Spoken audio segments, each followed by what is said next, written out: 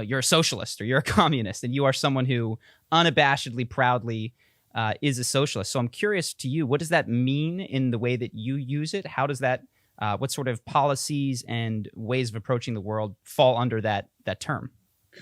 Yeah. So for me, socialism is all about economic democracy, functionally. Back during the Enlightenment times, when the primary means of sort of like civilizational economic organization was mercantilism, generally speaking, when corporations wanted to move around, they did so with the implicit permission of the state. And laissez-faire capitalism, Adam Smith, the ye olden days, the basic premise was, hey, wouldn't it be cool if we all had the freedom to achieve great independent economic prosperity? And to an extent, that's what capitalism affords us. But the criticism, and this is a criticism that I agree with, is that giving individuals the freedom to rule over others is not actually a system which begets freedom. That capitalism, while it does afford anybody the ability to get big, cannot afford everybody the ability to get big. And therefore, I would say to advocates of capitalism the same thing that I would say to advocates of feudalism, which is it's all well and good that some people get all that power, and sometimes merit may even be involved. But would it not be better if we all had the opportunity to collectively take from what we produce a piece of the pie? And that's what I advocate for, economic democracy. Everybody who works at a given firm collectively owns that firm. It's essentially a worker co-op. And if you distribute that process across a whole civilization, I mean, you've got essentially the economic backbone of socialism, which, and a lot of people, when they think socialism, they think Stalin, they think tanks rolling down Main Street. And that's a very unfortunate association, because I think, if anything, socialism done properly is the least coercive possible economic system. And so when you say it's distributed ownership and it's democratic, does that mean completely equally distributed? Like, does this mean everybody has to have some equity in the company, or this means that the founder and the janitor and everyone in between would have the same vote and the same amount of the economics? What you're describing is called a flat cooperative, which I don't think are sustainable past a certain size. We have to accept the fact different types of labor produce different types of results. And I do think it's okay for there to be some kind of tiered distribution. Many existing co-ops have such a thing. Usually flat co-ops are for very small firms. Have either of you played Dead Cells, the video game? I've not. No. Brilliant video game. Anyway, I think 11, 12 people worked in it. Flat co-op, guy who's hired day one and guy who's hired 4 years down the line, same wage. Incredible work. Doesn't work for every industry. I think it's not so much about compensation as it is the internal democratic process. Managers aren't chosen, they're elected. And executive decisions are made through a bottom-up process where everybody gets at least some input on what's being done with their labor. Got it. And so I understand the compensation perspective. Once leaders are democratically elected, do they then have more votes as well? Which is to say, like, let's say we're making a decision, we're a 50-person company, but it's not necessarily that 50 people put a vote into a hat. It's that whoever's elected as president might have 10 votes to cast, whereas whoever is the lowest level would only have one vote, but they still have a vote. I think that it would be up to the people on the ground, the people doing the initial vote, the managerial vote, to decide what tasks the manager should be responsible for. There are some things I think everybody should get a decision on, like very large, where are we moving this firm? What big decisions are we making? But then there are things that I think, like, kept at a managerial level, it's probably best, like scheduling decisions, for example. If everyone had to vote on that, it would be chaos every single week. So I think it would be up to them. And there are many, many, many different ways that this could function. I just think that introducing that baseline expectation of democracy would be really good. And there's data on the effectiveness of co-ops as well. And it seems that, if you look at them across the board, there's like a lot of really positive stuff about like worker happiness and productivity. And it seems like much with our liberal democracies, that we live in politically, there are advantages in terms of happiness and productivity associated with everybody feeling like they're a participant in the society they live in. Sure. I'm literally just trying to understand how the rules work. Cause I know this is not what every socialist would identify as their definition of socialism. So socialism to you, it's not so much governmental as it is about corporate America. It doesn't reflect like a lack of having a president. It's that companies are democratic as well. And someone could still have 50 times as much ownership in a company if they're the CEO and the founder relative to the lowest level person. But everybody gets a vote on the major things.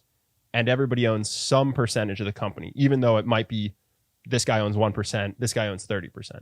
Am I roughly understanding correctly? Oh, yeah. Now, for me personally, because of my political leanings, I would prefer the flattest possible hierarchy that could function in any given society. That means democratically with how our elections function. That means in firms with how they do their, how they manage things. And it's really just a matter of how effective they could be at any given level of flatness, basically.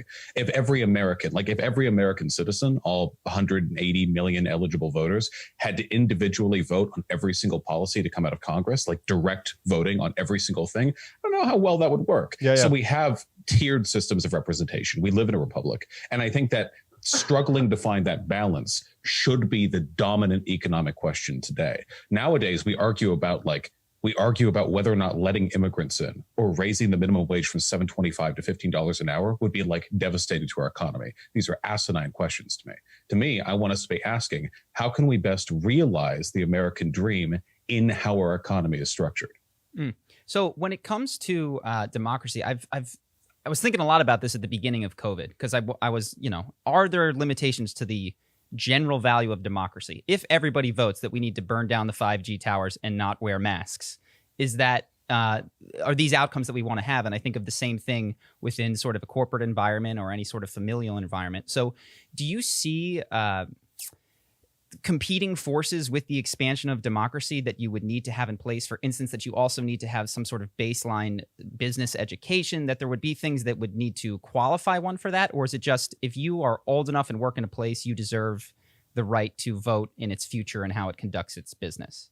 I think it's about priming the average citizen to expect to participate in these systems, because that was an argument made against democracy originally, back in the day, that the average peasantry, because back then they were illiterate, they were, quite ignorant, 16th century European peasants.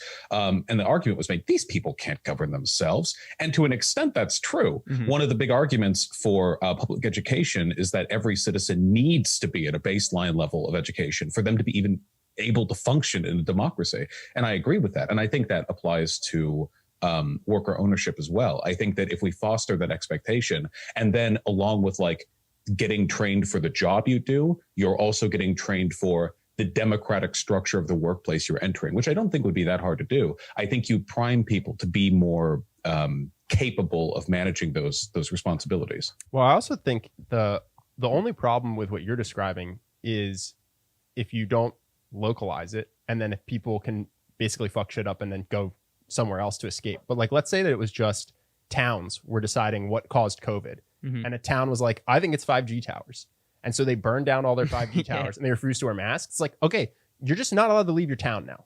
If this doesn't work and you all get COVID and you miss having 5G because we're all downloading stuff really fast and you're not, just live with the consequences. But the problem comes when you have people who are getting famous on YouTube for saying that that's the case, getting all the money. Yeah, no skin in the game. But then they still have 5G on their phone and they won't let anyone talk to them unless they're wearing masks. You know what I'm saying? But if there was a town that, I'm fine with this, that was just that we're really, really positive this isn't a virus and this is how we're going to handle it. My only thing would be, please don't leave your town. Just deal with the consequences of your decision. So this isn't a criticism. Well, I guess it is a criticism of democracy, but you have the same problem in any sort of authoritative structure, which is that the majority can be wrong, right? The majority can make bad things, and I'm assuming, and often are, yes, as a matter of fact. And I'm assuming that your perspective is, so can a singular technocrat, and at least we're better off with the majority of people signing their own death warrant or making whatever poor decision. We have that problem with American democracy today, where a lot of the decision making that comes out of the top seems like it's geared towards the interests of a small group of plutocrats, bankers, investors, and business moguls. And what we're arguing about fundamentally is material conditions. What are people incentivized to do when they have the power to influence change? And certainly there are problems with democracy. Democracy does not instantly mean freedom. America was ostensibly a democracy back in the 1950s. We did very bad things with our ability to democratically decide, for example, what racial policies we should implement. Of course, it wasn't a perfect democracy, but you can do bad things in a democracy.